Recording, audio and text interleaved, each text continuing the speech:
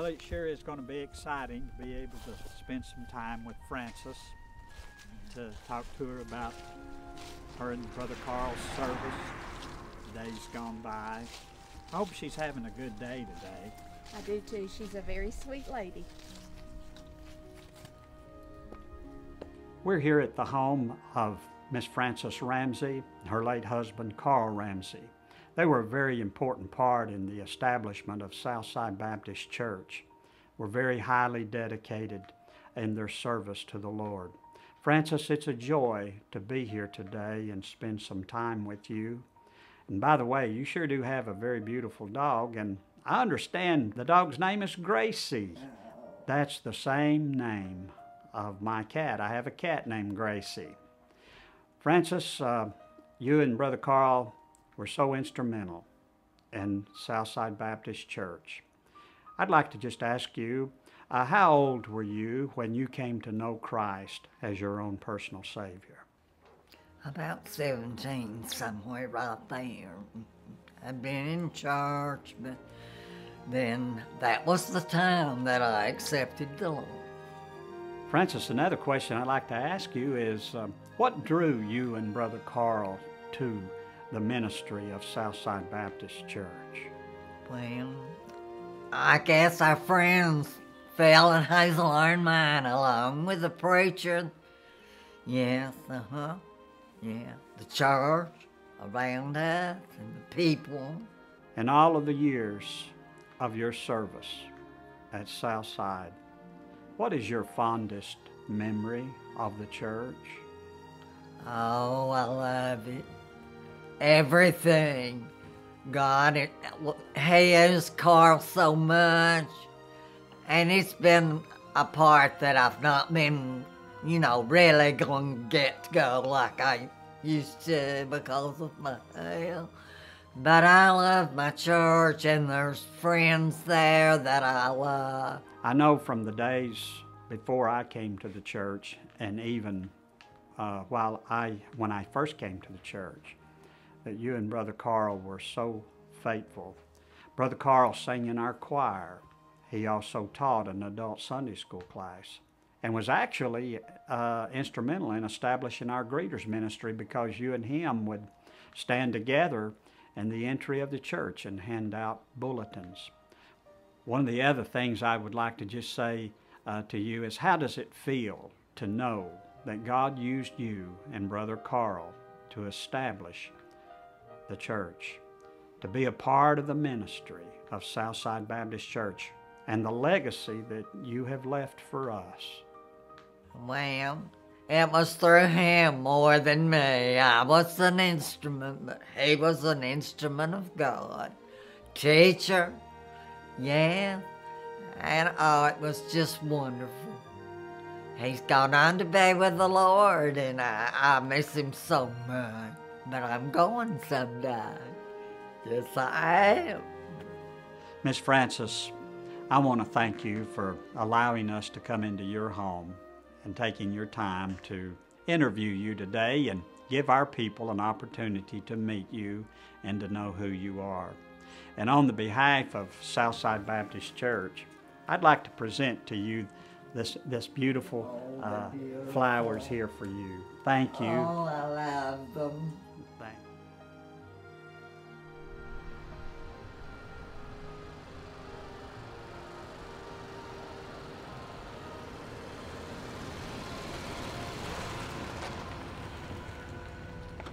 We're here at the home of Hazel Ironwine. Her husband was Phil Ironwine, and they are charter members of Southside Baptist Church. Brother Ironwine has gone on to be with the Lord. I think he lived to be 101 years old, and he was very active up until the day he died. And so we're going to go inside here and greet Miss Hazel and spend a little time with her.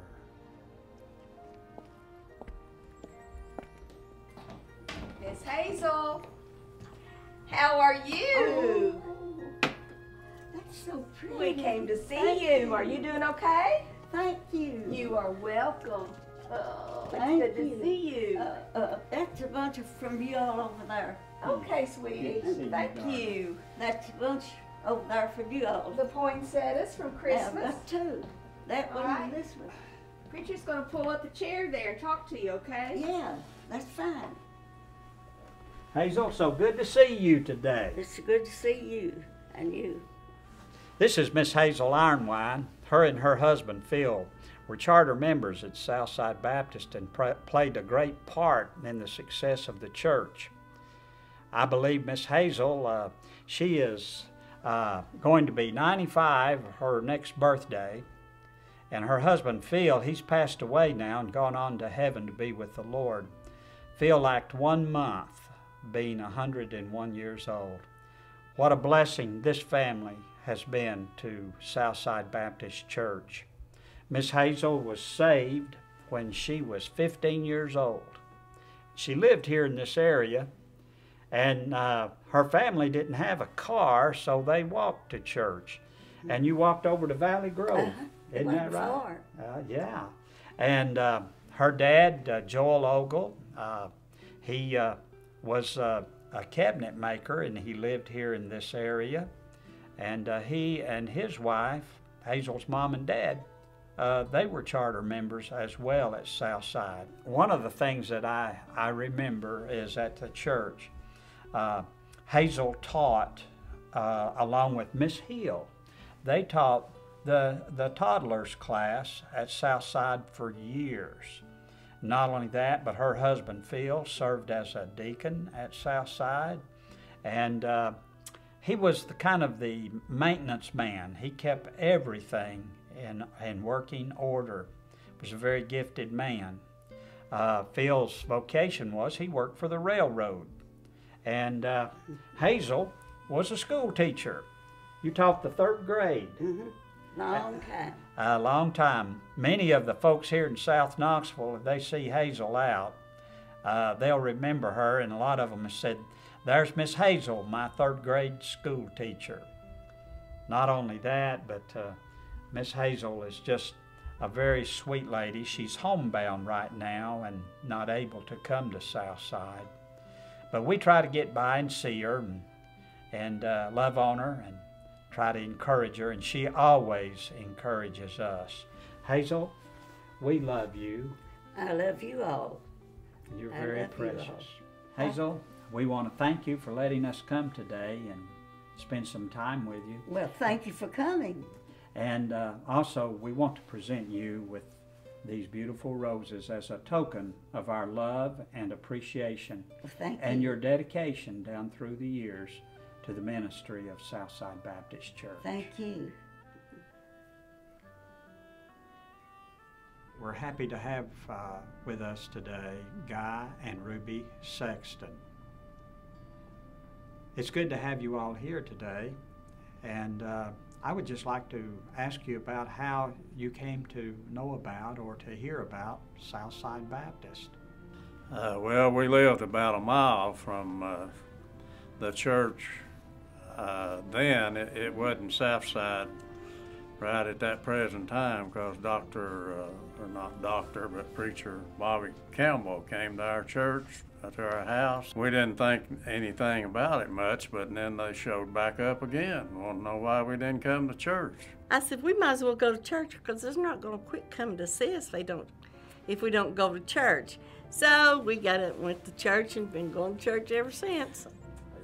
Guy, tell me a little bit about when you purchased the property and about the road coming in, and how y'all purchased the property before there was ever a road here. We were looking for land to build a church on. We've been looking for quite a while, and Brother McDonald was driving down the road, and Mr. Smith was driving his cows across the road. So Brother McDonald, he stopped and waited on the cows to get across, and then he, talking with Mr. Smith, he asked him about the land, if he had any land to sell to build a church on. And Mr. Smith said, no, not right in this exact area, but over where there's a road going to come through, I have an excellent piece of property for a church. And they got talking about it, and he said, well, how much you want for it? And he said, well, we'll take $4,500 for it, 500 down and 500 90 days, 8% interest on the unpaid balance. So that was an excellent deal for us. So he had a meeting with the people, and we all got excited and come over and walked through the woods and looked at the land. And so we purchased the land, and later on the road came through, and we was very excited about it. Would you like to tell us a little bit about what role you played and also about how the building came about? Brother Arwine, we was kind of the construction crew that was in the church then, and Brother Arwine, I don't know exactly what kin it was to him, Parlin Ogle, and he helped him some with the project, but me and Brother Arwine, we overseen the project. We were here quite a bit and done a lot of work on it.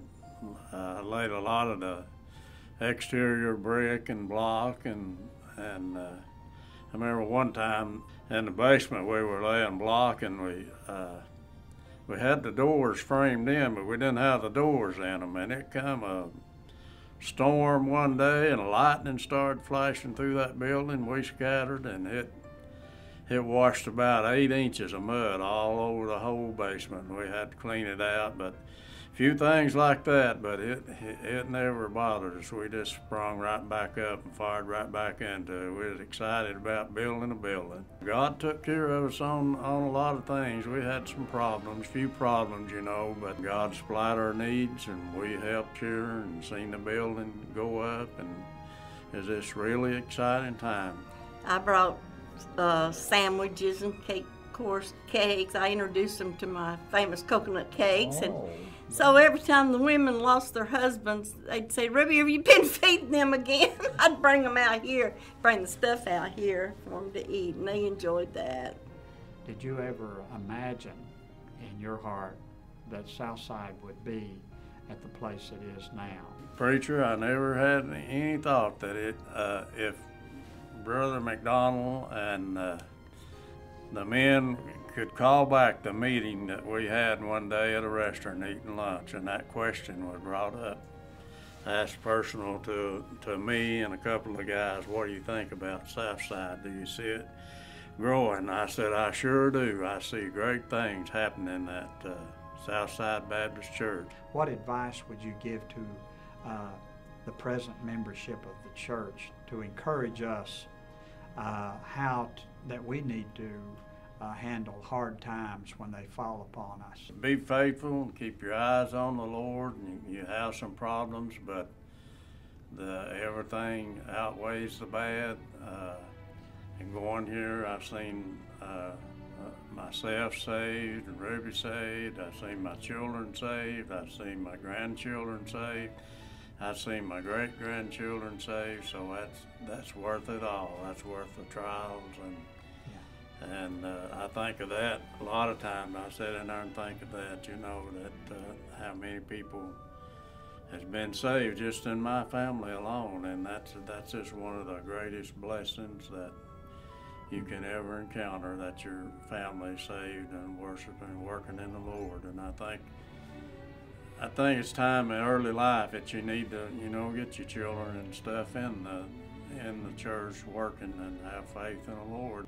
People will fail you, but God Almighty will never fail you. He's the great I am. Amen. And you can always look to that. On the behalf of myself and Southside Baptist Church, we want you to know that we appreciate you, and we'd like to give you these roses as a token of our appreciation for your 47 years of service here at Southside.